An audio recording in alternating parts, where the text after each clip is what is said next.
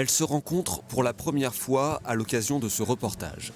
Leurs origines et leur quotidien sont très éloignés, mais Rose et Fatou partagent un même secret, elles sont séropositives. À 30 ans, Fatou a vécu une douloureuse expérience quand elle a osé le révéler à son conjoint. Vu qu'il m'aime, je vais lui dire. Quelques jours après, je vais au travail. À mon retour, il n'y a personne à la maison. Ok, voilà. Donc depuis ce jour, je ne sais plus si je dois dire ou pas.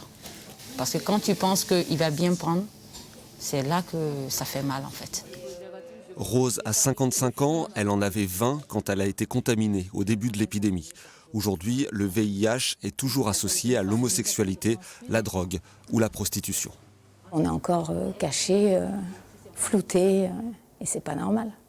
J'ai honte parce que c'est ramené au sexe et je voudrais pas qu'on pense que je sois une fille facile ou que j'ai couché n'importe comment. Enfin, c'est parce que c'est ramené comme ça, alors que moi j'ai été contaminée bêtement par une personne qui se droguait et puis même si c'était pas ça, ça aurait pu. On n'a pas à demander, enfin on n'a pas à avoir honte d'une maladie. Bonjour Sophie.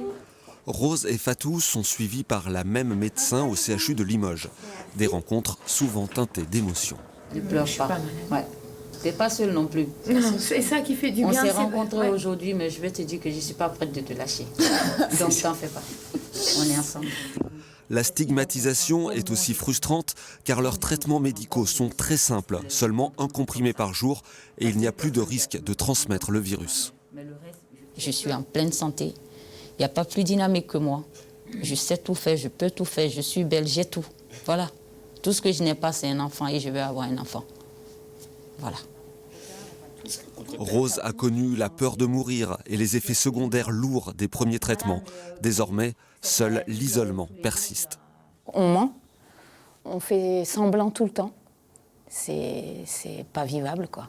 On n'est jamais nous-mêmes et on cherche avec son médecin une grosse maladie pour justifier de venir à l'hôpital. Voilà.